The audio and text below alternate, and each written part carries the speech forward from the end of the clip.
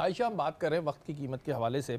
हमारे हाँ, एक चीज़ होती है कि हम हर चीज़ गोरों से अडॉप्ट करने में लगे रहते हैं कि जी गोरे ने ऐसा किया तो हम भी ऐसा कर लें, लेकिन हमारे यंगस्टर्स गोरों से पंक्चुअलिटी अडॉप्ट नहीं करते।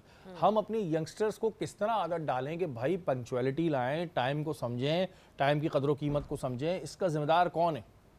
इसके जो जिम्मेदार हैं ना वो माँ बाप होते हैं, क्योंकि हमेशा जो बच्चा होता है ना उसके लिए माँ बाप रोल मॉडल होते हैं। बिल्कुल। वो कहते हैं ना कि आपने नमाज़ पढ़नी है, बच्चे को सिखानी है, तो आप खुद नमाज़ पढ़ेंगे तो बच्चा ऑटोमेटिकली देखता है घर के अंदर ये चीज़ें। बिल्कुल। और अक्सर ये कहा जाता है कि बेटे जो होते हैं वो बिल्कुल बाप की तरह होते हैं और बेटियां जो होती हैं वो माँ को कॉपी करती हैं। तो हमेशा जो पंक्चुअलिटी है, रूटीन सेट करना, एक डिसिप्लिन्ड किस्म की रूटीन बनाना, मेरे ख्याल में ये बाप से ज़्यादा माँ का काम होता है, क्योंकि माँ घर में होती है।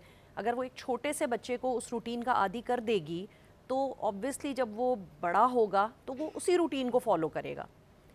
अच्छा, हमारे यहाँ एक इश्यूज तो ये आपने बिल्कुल सही बताया कि जी पेरेंट्स की बड़ी जिम्मेदारी होती है। जब तक बच्चा छोटा होता है तब तक वो बेचारी रूटीन बनाती भी है वालदा कि बेटा ये तुम्हारे ट्यूशन का टाइम है, ये तुम्हारा सिपारा पढ़ने का टाइम है, ये तुम्हारा स्क्रीनिंग टाइम है, ये तो अपनी कोशिश रहती है, लेकिन बड़े होकर फिर वो अलग हो जाता है। लेकिन हमारे यहाँ एक मसला और जो है, जो बड़ा कॉमन मसला है, वो ये है कि हमें कोई भी कोई टाइम देता है दावत का। हम एक मिसाल ले लेते हैं शादियों का, कार्ड पे लिखा होता है 8 बजे, हम 11 बजे ही पहुंचते हैं, जबकि 12 बजे हॉल बंद होने का होता है। उसके बाद मेरा हॉल वाला बेचारा या जो भी मेहमान वो होता है, होस्ट होता है, वो पैसे खिला के और टाइम बढ़ाता है। ये हम लोगों ने कॉन्सेप्ट क्यों बना दिया? खासतौर पे कराची के अंदर ये बहुत है कि कराची वाले जो हैं वो 2-8 का टाइम आएंगे 11 पे, क्योंकि हम उनका वेट कर रहे होते हैं ना। हम खाना निकाल दें और जिस वक्त वो आएंगे उस वक्त खाना ख़त्म हो चुका होगा, तो अगली बार वो कहीं जाते वक्त सोचेंगे ज़रूर कि जो है ना पिछली दफ़ा की तरह ना हो जाए। मैं एक शादी में गई थी, उन्होंने 7:30 का टाइम लिखा था, मैं 7:45 पे पहुंची, वहाँ तकरीबन खाना ख़त्म था। अरे वाह। और मैं लिटरली, मुझे ये हुआ कि बिल्कुल एंड का खाना मिला और वो मेरे लिए वाकई में एक सबक था, जबकि मैं बहुत पंक्चुअल हूँ।